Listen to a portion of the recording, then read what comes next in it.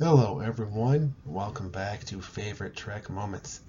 Today we're going to be talking about one of my favorite scenes in all of Star Trek, which is stealing the Enterprise from Star Trek 3, The Search for Spock. This has long been a scene that I've enjoyed, so I thought it would be a good one to share. As we pick up in this scene, Admiral Kirk has requested the use of the Enterprise to retrieve Spock's body from the Genesis planet so it can be returned to Vulcan, but Admiral Morrow has refused. But of course, Kirk and company are therefore going anyway. So here we pick up with Kirk and crew as they board the bridge of the Enterprise while she is in space dock.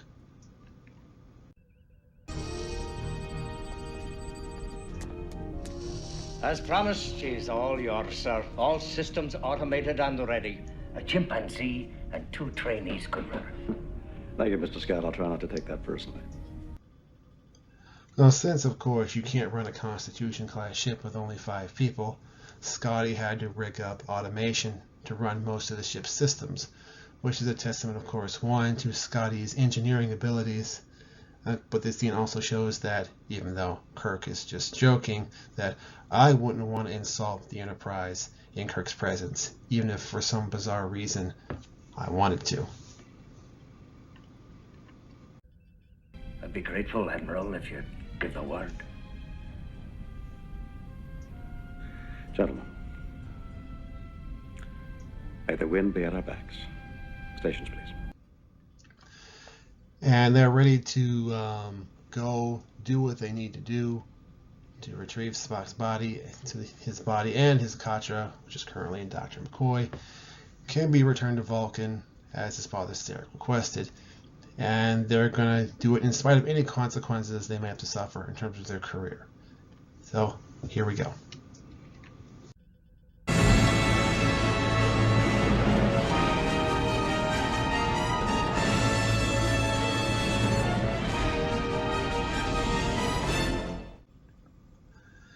I couldn't praise enough James Horner's score for this whole sequence. I mean, it's good throughout the movie, but in the Stealing the Enterprise part in particular, I thought his music is just great. It sets the mood, the tension, and the excitement, and I could go on for about a while. And also, the model work by ALM here is just beautiful. These ships look great. The space dock looks great. It's just awesome all the way around, in my humble opinion. How can you have a yellow alert in space dock? Sir, someone is stealing the Enterprise. I'm on my way. Alert, yellow alert. All stations, yellow alert. Now, Captain Styles here seems curious as to why there could be a yellow alert in space dock. But stealing the Enterprise, yeah, that could be something that you might need your swagger stick for. 1 minute to space doors. Are you just gonna walk through them? Calm yourself, Doctor.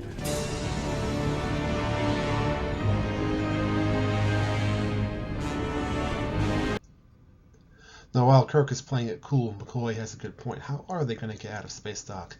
They don't open those doors for just anybody. Fortunately, they've got a certified miracle worker on their side. Incredible machine. Helm. 1/4 impulse power.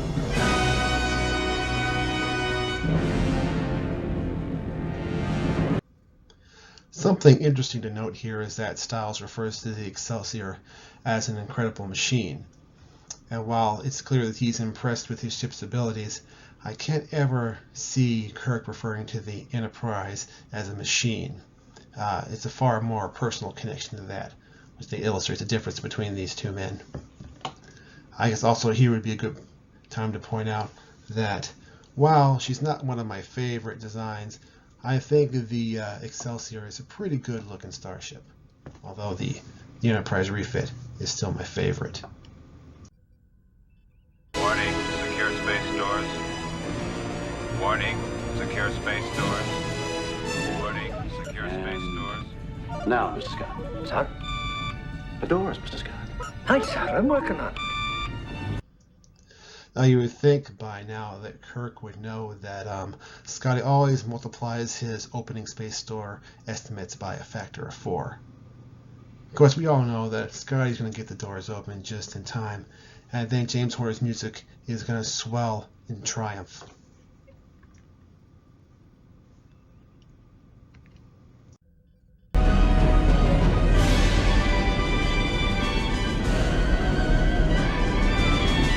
We have cleared space doors.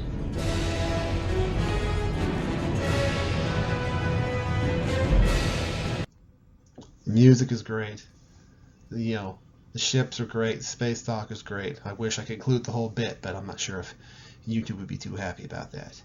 But anyway, there's this moment of triumph as the Enterprise clears the space dock doors. However, Excelsior is still hot on her tail. He tries to get away with warp drive. He's really in for a shock.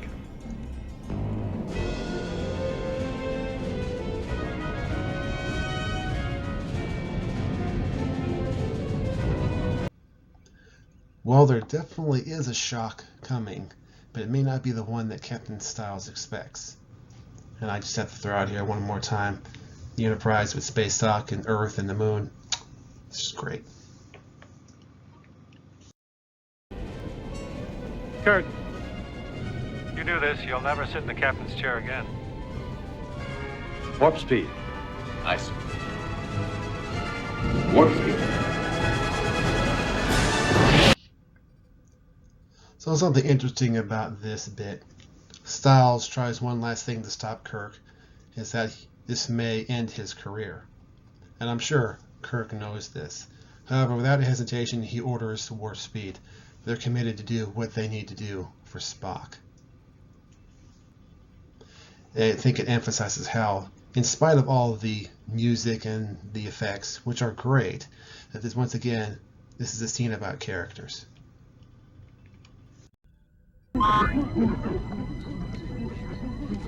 Transport drive, maximum velocity in 5, 4, 3, 2, 1.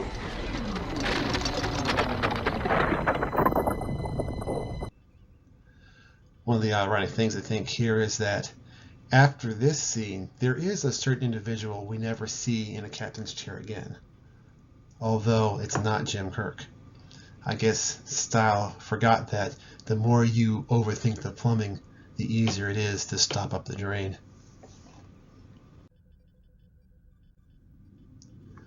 Well, that takes us through the scene, which, as you may have guessed by now, I really love talking about, and I could just watch it over and over again for a lot of the factors I've already talked about. But what do you all think? Do you love this scene too, or is it just not that great in your opinion? And by the way, it's okay if you're wrong, but I welcome any comments down below. Thank you for joining me today, and I hope you have a blessed day.